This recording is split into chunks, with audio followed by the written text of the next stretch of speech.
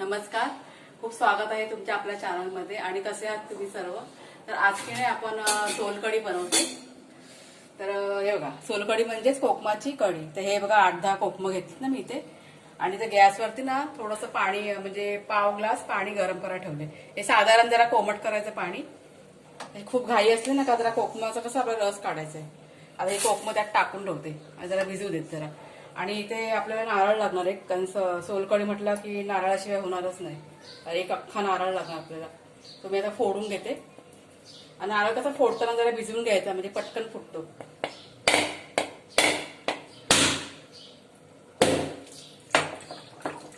हे बघा फुटला. आणि वेडा वाकडा फुटत नाही बघा.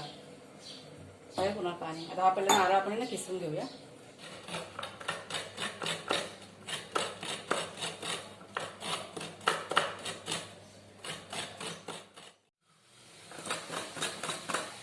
झालंय आपला नारळ झालाय किसून.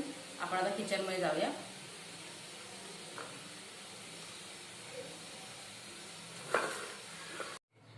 आता की नाही आपल्याला हे वाटून घ्यायचं ना मिक्सर मध्ये. मी हे 4 ते 5 लसूण टाकते आणि 1 मिरची. बघा, जर कोणाला जास्त हवं थोडीशी तिखट पाहिजे ना तर एखादी मिरची टाका.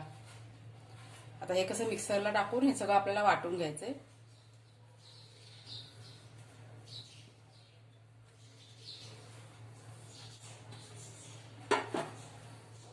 जसं गरज लागेल तसं पाणी टाकायचं आणि चांगलं असं बारीक एकदम वाटून घ्यायचंय.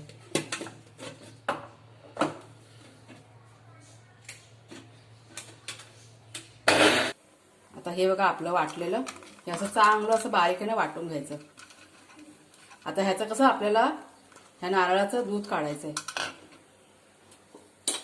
आता हे बघा, हे जे कोकमाचं आहे ना हे बघा भिजलेलं आपलं रस निघालाय चांगला.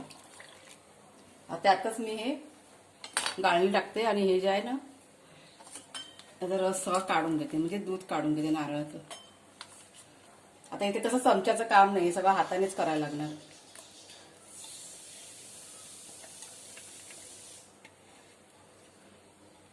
मिक्सर पण चांगला धुवून घेते.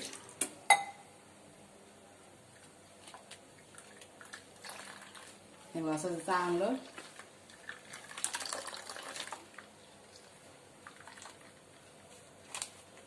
असं दाबून घ्यायचं. असं चांगलं असं सगळं असं रस काढायचा आपल्याला.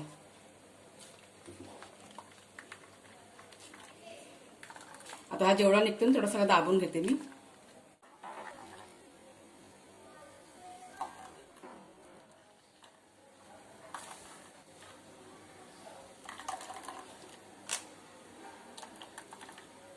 आता हे बघा, हे असं एकदा आता हाताने झालं ना तर परत ते फेकायचं नाही चोथा आपल्याला. आता परत ते पाण्यात टाकायचंय.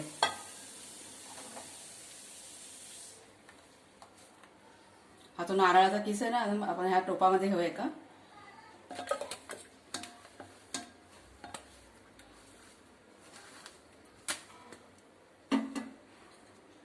ह्याचं असं पाणी टाकूया आपण. आता हे मिक्सर पण आहे ना ते सगळं मी ना धुवून घेते आणि त्यातलं पाणी मी ह्याच्यामध्ये ओतते टोपामध्ये.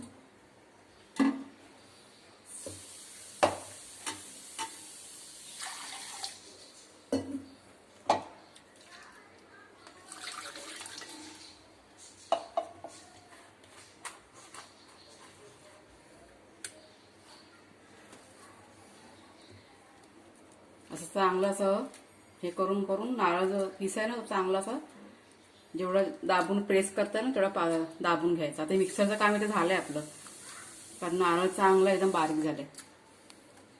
जितका हाताने होईल ना शक्य तिकडं हाताने असं त्याचा रस आपल्याला काढून घ्यायचा आणि परत तो गाळून घ्यायचा.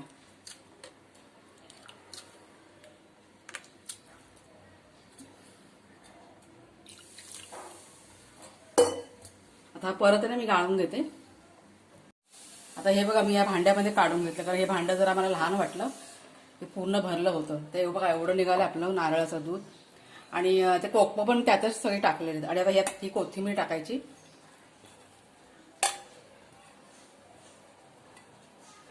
आता थोडंसं आपल्याला चवीप्रमाणे मीठ टाकायचंय. आता ह्याचा कलर कसा तुम्हाला बघा जास्त असा पिंक दिसत नाही, पण थोड्या वेळाने ना हे बघा, हे चवीप्रमाणे मीठ.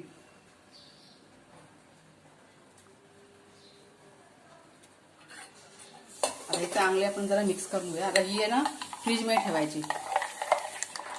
थोड्या जर का अर्धा तासाने तुम्ही बघितलं त्याचा रंग एकदम आता थोडासा हलकासा पिंक कलर आलाय.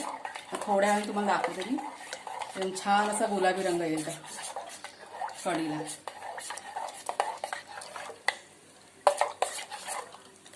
आणि फ्रीजमध्ये ठेवते. आता ही बघा आपली सोलकढी. हे बघा असे मस्त एकदम पिंक कलर आलाय छान. आता कॅमेऱ्यामध्ये कसं दिसतं काय माहित नाही. मस्त पिंक कलर आलाय. तर कोणाला जर का थंड हवी असेल तर फ्रीजमध्ये ठेवायची, नाही तर बाहेर पण ठेवलं चालतंय. आता हे तुम्हाला ना मी ग्लासमध्ये काढून दाखवते, काचेच्या ग्लासमध्ये. आता माझ्याकडे जे आहे ग्लास ते मी घेतले.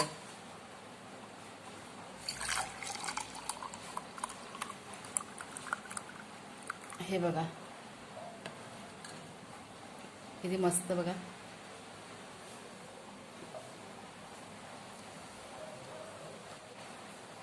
आता ही जी सोलकढी आहे ना तुम्ही भाताबरोबर पण खाऊ शकता किंवा नॉनव्हेज बनवल्यावरती जास्त करून ही बनवली जाते आमच्याकडे. तर नॉनव्हेज म्हणजे अशी खूप हलकी असते ना पचायला. नॉनव्हेज कसं जड असतं खूप, म्हणून मग हे पचनासाठी ही सोलकढी बनवून पितात आमच्याकडे. तर भातावरती पण खूप छान लागते.